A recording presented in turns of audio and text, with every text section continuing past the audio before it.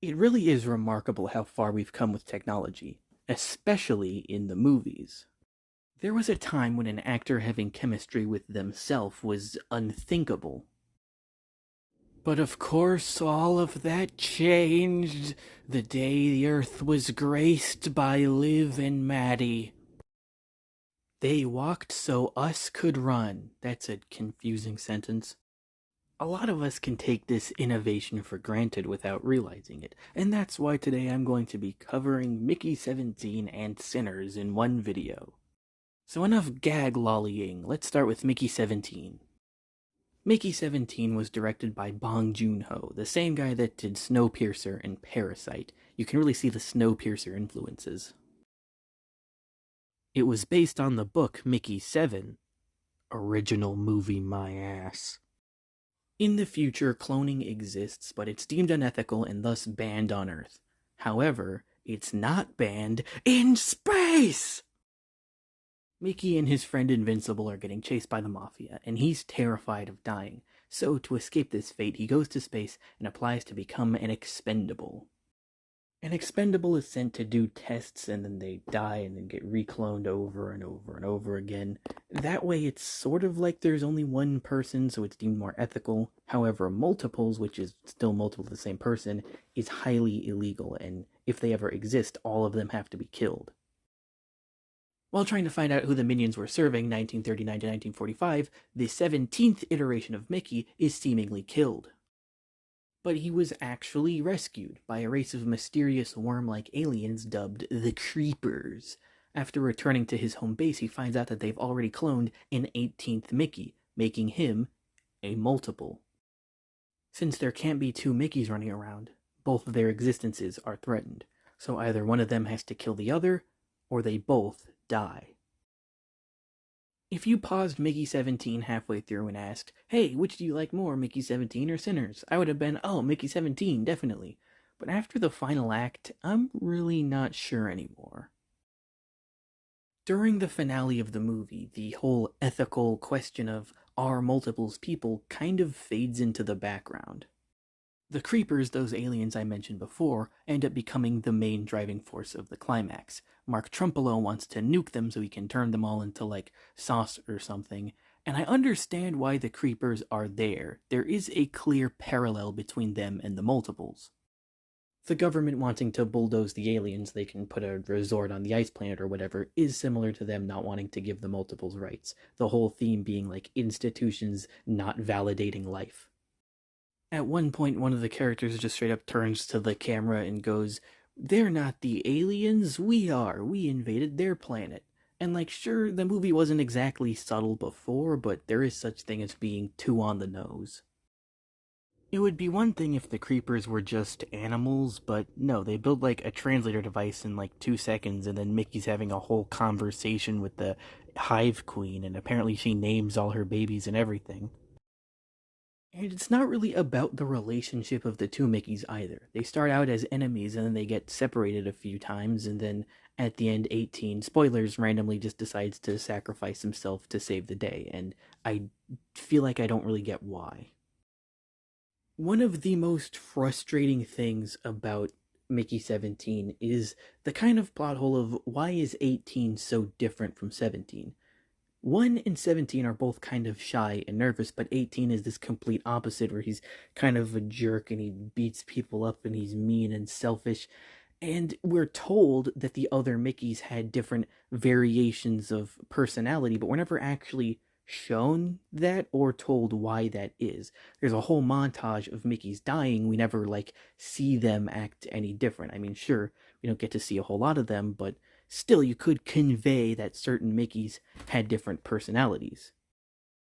If they all have the same memories, why do they act so different? Is it a glitch in the machine? Is it because 17 didn't die before they cloned 18, so it ended up cloning as a different person?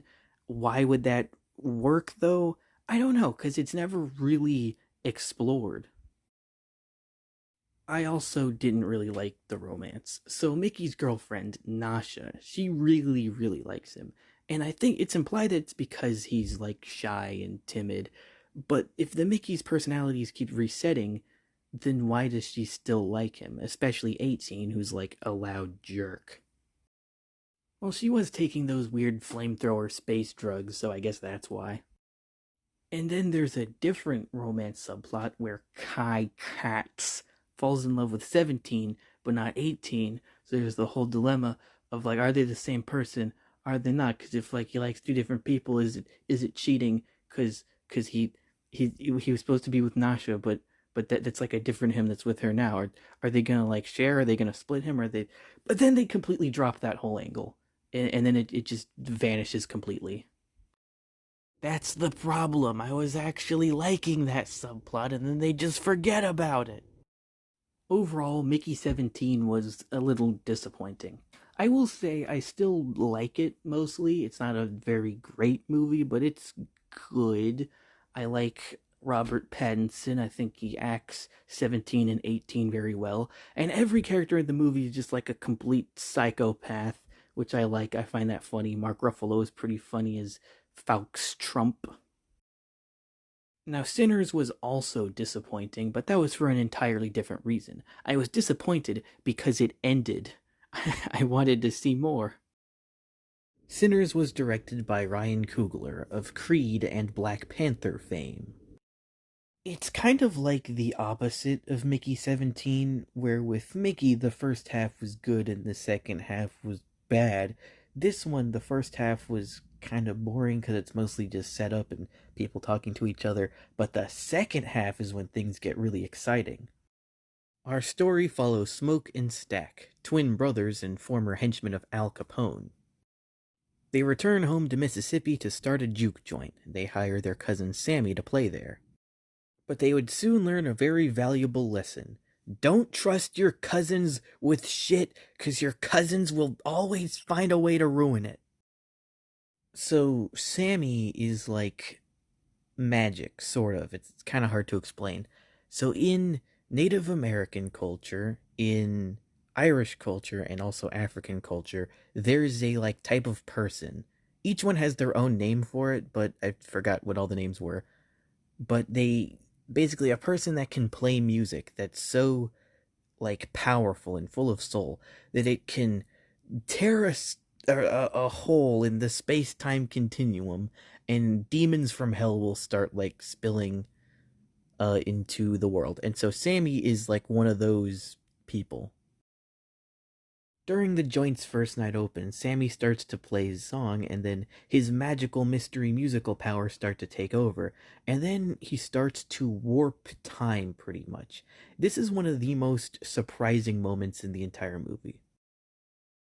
So he starts summoning different black musicians from different eras, from like the 70s, the 90s, from ancient Africa. They got some tribal beats going. And it's not just black people, though. There's also a Chinese family there. So there's like a Chinese woman that gets spawned in. And they're all playing their different songs, all mixing together. It's a big Creole of music and culture. Then Remick, I think that was his name, and his vampire following show up, and they want to get to Sammy so they can use his magic powers to summon more demons.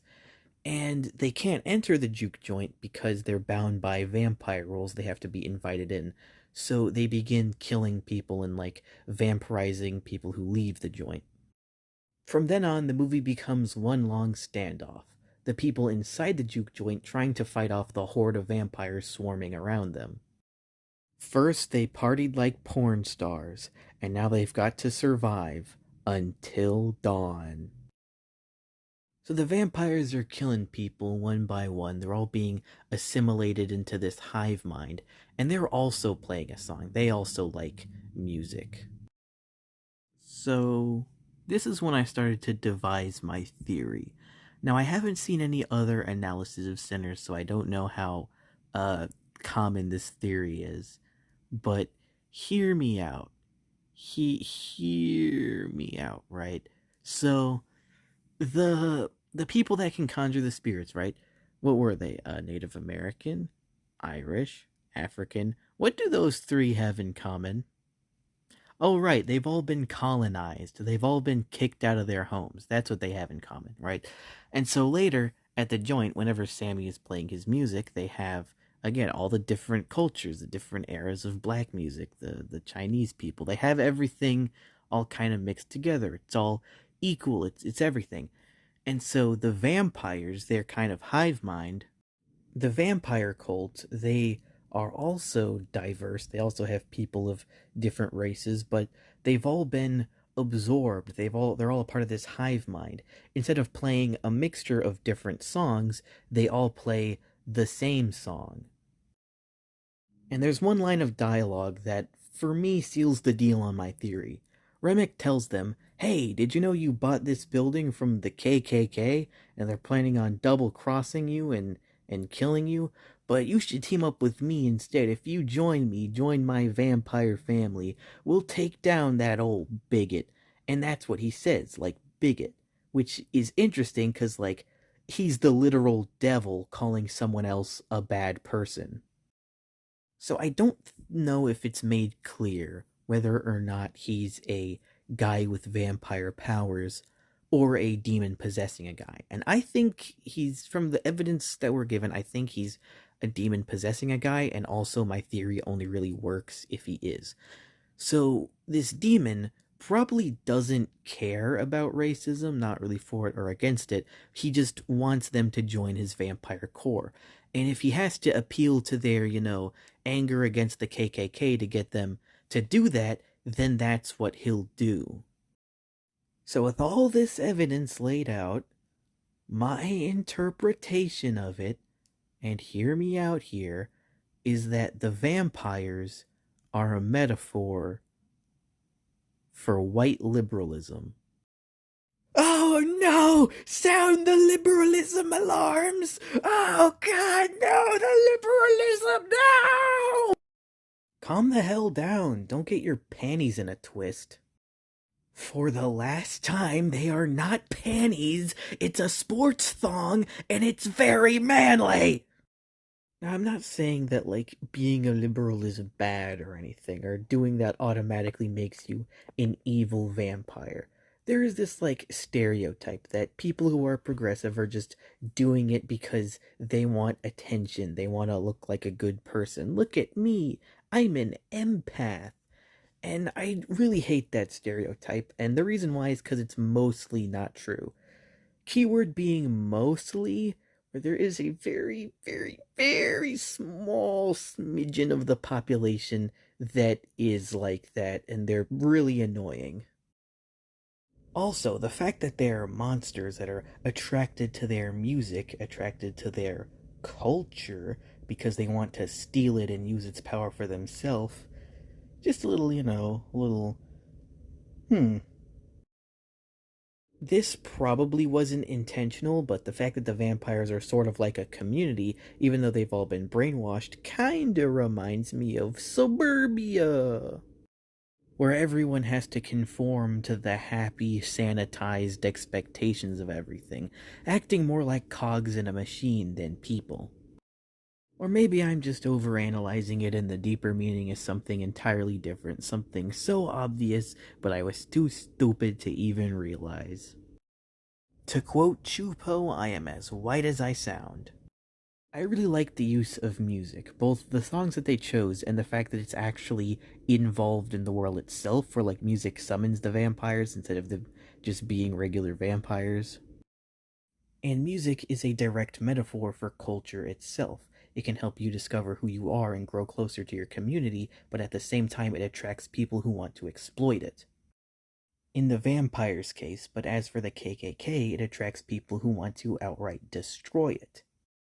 So it plays around with the tropes of vampires, where some of the superstitions turn out to be real and then others aren't, which is nothing new. We've seen that plenty of times. But it is done pretty well here. Like at one point they have a the Thing type scene where everyone has to try garlic so they know they're not a vampire.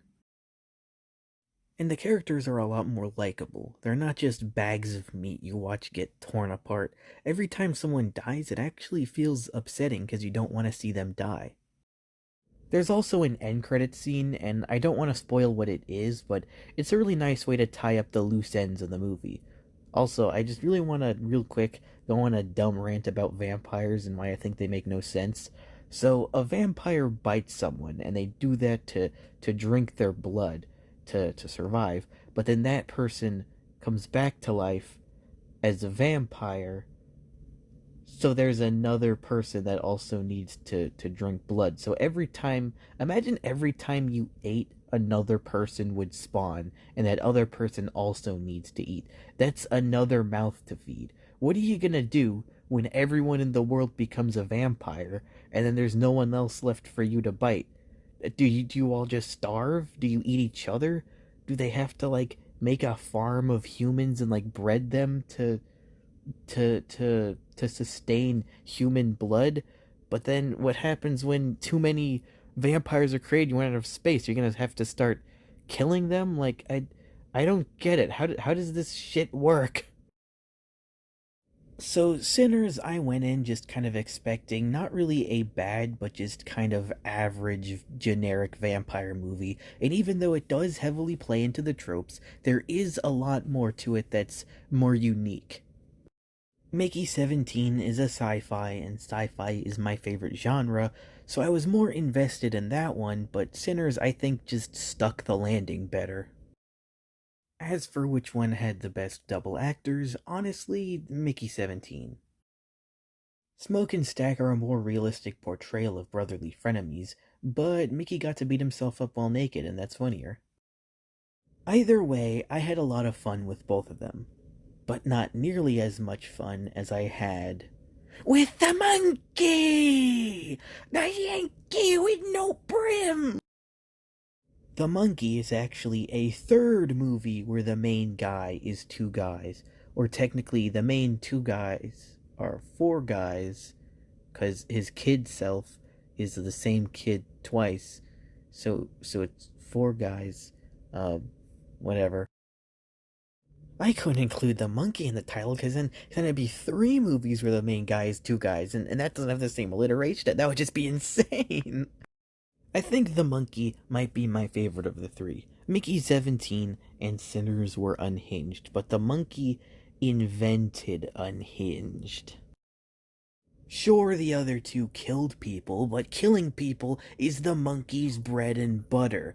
I love murder. The only problem with The Monkey is that it was based on a freaking book! You know what? Screw it. Sinners is the best one because it's the only one that's an actual movie and not based on some book. Who even reads anymore? Books are so fucking gay. In your face, Stephen King. That's right, I used gay as an insult on Pride Month, 'cause that's how I roll.